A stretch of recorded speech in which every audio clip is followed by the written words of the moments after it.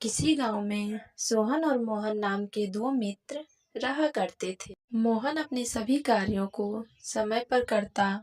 वह रोज सुबह उठकर अपने खेतों में जाता और वहां फसल की देखभाल करता था।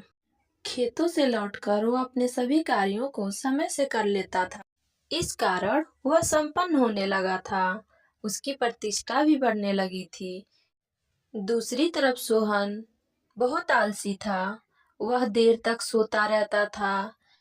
खेतों का सारा कार्य उसने नौकरों पर छोड़ रखा था। देर तक सोने और स्वास्थ्य का ध्यान न रखने के कारण सोहन रोगी हो गया था। खेत में मालिक के न होने के कारण नौकरों ने लापरवाही करनी शुरू कर दी, जिससे फसलों का उत्पादन कम होता गया, जिससे सोहन और भी गरीब हो गया। एक दिन मोहन अपने मित्र सोहन से मिलने के लिए उसके घर जाता है। वहां उसने सोहन को रोगी और उदास देखकर उससे उसकी उदासी का कारण पूछा। मित्र, मेरा स्वास्थ्य ठीक नहीं रहता।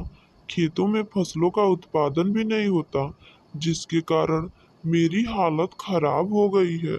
मोहन समझ गया सोहन की बुरे दशा का कारण उसका आलस्य है।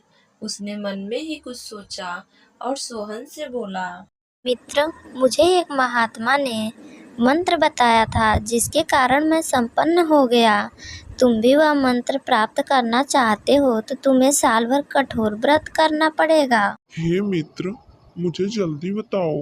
मैं वह मंत्र प्राप्त करने के लिए, कठोर व्रत करने के लिए तैयार हूँ। मित्र, तुम सुबह जल्दी उठकर अपने खेतों में जाना। तुम्हारे इस व्रत के प्रभाव से महात्मा जी तुम्हारे खेतों पर आकर वह मंत्र बताएंगे, जिससे तुम संपन्न हो जाओगे। सोहन सुबह जल्दी उठकर अपने खेतों में जाने लगा और अपने खेतों की देखभाल करने लगा। खेतों में मालिक को देखकर नौकरों ने ठीक से काम करना शुरू कर दिया, जिससे खेतों में फसलें लहलहाने लगी। सुबह जल्दी उठने और खुली हवा में टहलने के कारण सोहन जल्दी ठीक हो गया।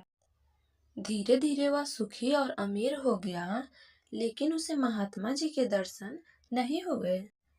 एक दिन खेत से लौटते हुए सोहन को खुश देखकर मोहन ने पूछा, मित्र, महात्मा जी के दर्शन हुए या नहीं हुए? हे मित्र, महात्मा जी के मंत्र का राज अब मैं समझ गया हूँ।